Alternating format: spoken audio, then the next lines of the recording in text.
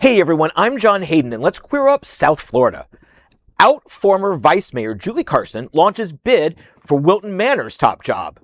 Former Wilton Manors Vice Mayor and three-time City Commissioner Julie Carson has announced her campaign for mayor, highlighting her decade of public service and a platform focused on fiscal responsibility, inclusion, and responsible growth. Carson served on the City Commission from 2010 to 2020, a period that saw significant growth and change in the city. During her tenure, Wilton Manors gained national attention after becoming the second city in the U.S. to have an entire LGBTQ governing body, further strengthening our reputation as a welcoming and inclusive community. Carson said, quote, "Wilton Manors has always been a place that embraces the unique, stands up for what is right, and welcomes people exactly as they are. I'm running for mayor because I love this city and believe deeply in its future," end quote. Throughout her time in office, Carson supported efforts aimed at government transparency, ethics, and quality of life improvements. She also advocated for seniors, children, people with disabilities, and trans residents. Carson says her campaign will focus on issues including public safety, economic development, tax reform, and housing affordability, all huge issues in the city. In addition to her public service, Carson brings more than 30 years of experience in real estate development and commercial transactions. Now, that quote I read was from her campaign announcement, which came down late last week. I'm very excited to say that I sat down with her on Sunday afternoon. We did lengthy, like a 30-minute one-on-one interview. And we talked about many of those things. Growth and development in the city, or the lack thereof, for the past few years, and why some issues have stalled. How we're going to deal with budgets after potential tax reform this year.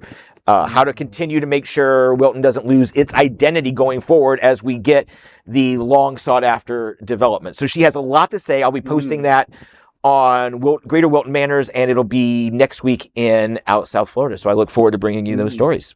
It's interesting. We were just talking before, and she's, I guess now there was one other woman that ran that was a mayor back in the 90s. Yes.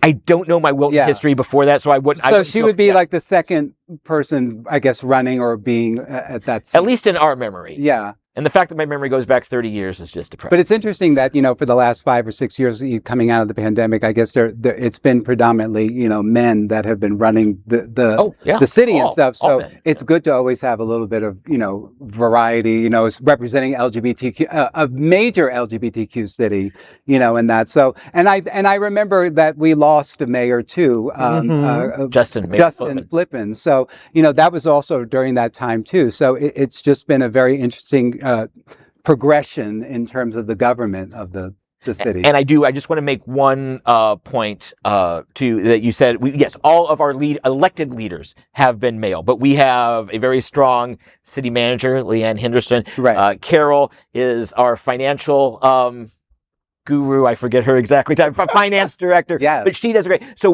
there is strong leadership. We just need to translate that perhaps at the ballot box.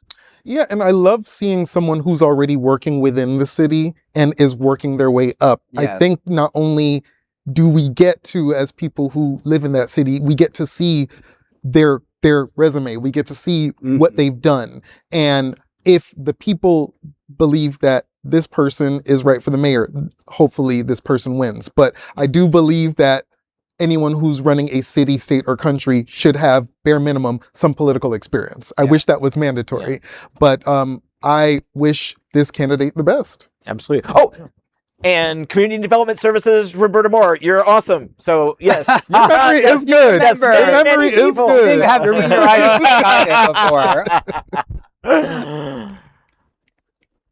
There is no other queer nonprofit media platform like this in the entire world. Support our LGBTQ stories by sharing them and subscribing to Queer News Tonight.